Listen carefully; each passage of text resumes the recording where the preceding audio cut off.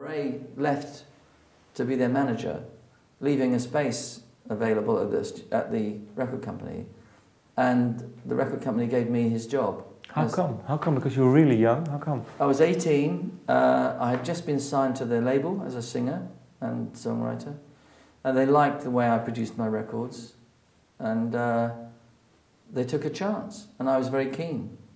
And they said, "Would you like to be the A&R man for the record label?" And I said, "Yeah, I'll do anything." So, but how did you mix then being an A&R man and writing your own songs? Because I think the first few years you were more maybe into A&R.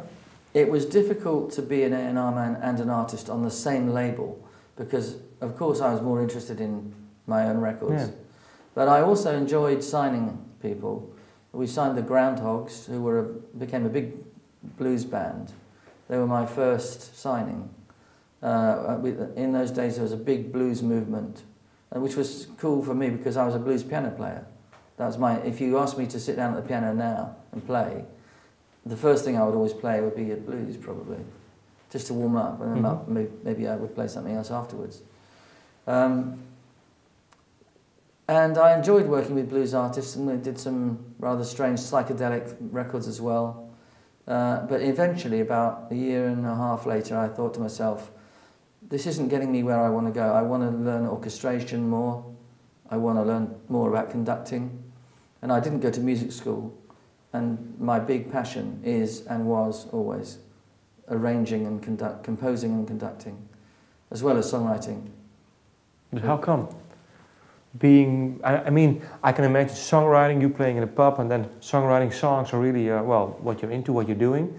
And then when did the organization came? Was there a special thing that happened, or? Before I could even orchestrate, I used to pretend to orchestrate. I don't know why. I remember being at a swimming pool, open-air swimming pool, and I had a piece of manuscript paper with me, and I would be scribbling on it, like, you know, Beethoven, you know. But I didn't know what it meant. I was just like a kid pretending.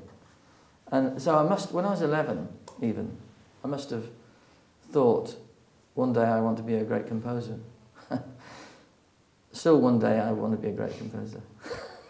I think Beethoven, I think he was nearly deaf when he died, and he wrote from the mind, I think.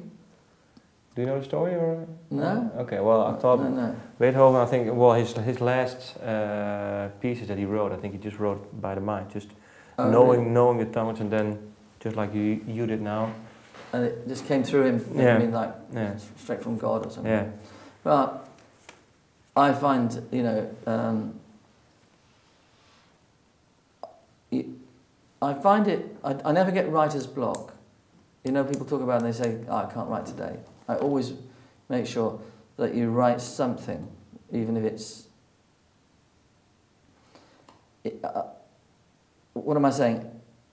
When people say, "Oh, I can't write today," I'm not inspired. There's a way of kickstarting your inspiration. How? It's like being a journalist. You know, if you have a deadline, usually the fear of not having it finished. Like I'm writing a film score at the moment. It has to be finished by May the 18th. Finished, recorded, delivered. Actually, I'll probably write better music because the adrenaline in your system is just like a cup of coffee. It gives you the energy. And that excitement makes you write better music, I find. Because you have to make quick decisions, and you can come back the next day and say, I'm not sure I like what I wrote yesterday. And you can throw it away. But at least you wrote something yesterday.